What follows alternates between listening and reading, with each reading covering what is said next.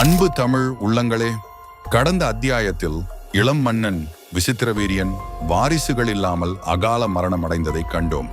இது ஹஸ்தினாபுரத்திற்கும் குருகுலத்திற்கும் ஒரு பெரும் பேரிழப்பை ஏற்படுத்தியது.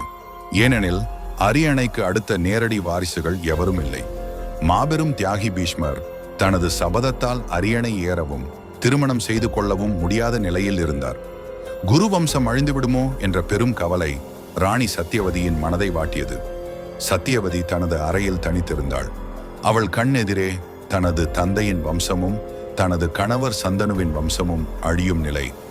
இந்த பெரும் பொறுப்பிலிருந்து எப்படி மீள்வது, தனது வம்சத்தை காக்க என்ன வழி என்று அவள் ஆழ்ந்து சிந்தித்தாள். அப்போது அவளது மனதில் தனது கடந்த காலம் பற்றிய ஒரு ரகசியம் நிழலாடியது. அவள் மன்னன் சந்தனுவை மணப்பதற்கு முன்பிருந்த வாழ்வு. அவள் ஒரு மீனவ பெண்ணாக மச்சகந்தி என்ற பெயருடன் இருந்த காலம். அப்போது ஒரு முனிவர் அவளது படகில் நதியை கடக்க வந்தார். அந்த முனிவரின் பெயர் பராசரர். மீனவ பெண்ணாக இருந்த சத்தியவதியின் மனதில் அந்த முனிவரால் ஒரு மகான் பிறந்தார். அந்த மகான் தான் நமது மகாபாரத காவியத்தை எழுதிய வேதவியாசர். ஆம், நாம் முதல் அத்தியாயத்தில் சந்தித்த வேதவியாசர் சத்தியவதியின் மூத்த மகன். இந்த ரகசியத்தை அவள் காலம் முழுவதும் தனது மனதிற்குள்ளேயே பூட்டி வைத்திருந்தாள். இப்போது இந்த துயரமான சூழ்நிலையில் அவளுக்கு தனது மகனான வியாசரின் நினைவு வந்தது. சத்தியவதி ஒரு முடிவெடுத்தாள். அவள் பீஷ்மரிடம் சென்றாள். பெரும் துணிச்சலுடன் தனது கடந்த கால ரகசியத்தை பீஷ்மரிடம் வெளிப்படுத்தினாள்.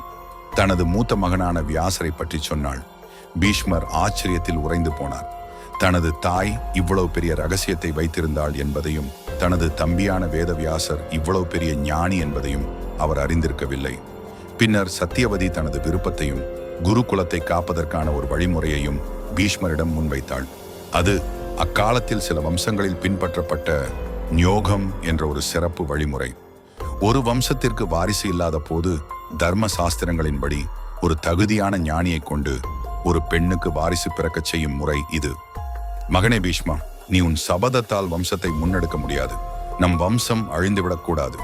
ஆகையால் என் மகன் வியாசரை கொண்டு விசித்திரவீரியனின் மனைவிகளான அம்பிகா மற்றும் அம்பாலிகாவிற்கு வாரிசுகளை பெறச் செய்ய வேண்டும். இந்த நியோக முறைப்படி பிறக்கும் குழந்தைகள் குருகுலத்தின் வாரிசுகளாகவே கருதப்படுவார்கள். வியாசர் ஒரு மகா ஞானி. அவர் தர்மம் அறிந்தவர். எனவே அவர் இந்த அரிய பணியை செய்ய வேண்டும் என்று சத்தியவதி வேண்டினாள். பீஷ்மர் நியோகத்தை பற்றி அறிந்திருந்தார். ஆனால் இந்த யோசனை அவரை சற்று சிந்திக்க வைத்தது. அது ஒரு புனிதமான, அதே சமயம் மிகவும் தனிப்பட்ட ஒரு நிகழ்வு. ஆனால் குரு வம்சத்தின் அழிவிலிருந்து காக்கும் ஒரே வழி இதுதான் என்பதை அவர் புரிந்து கொண்டார்.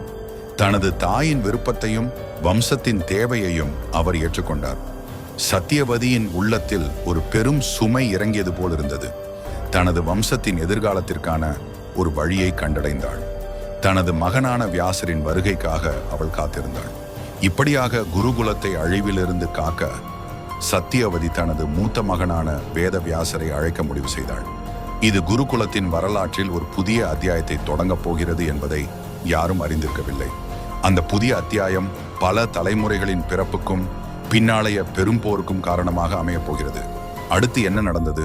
வேதவியாசர் தனது தாயின் வேண்டுகோளை ஏற்றாரா?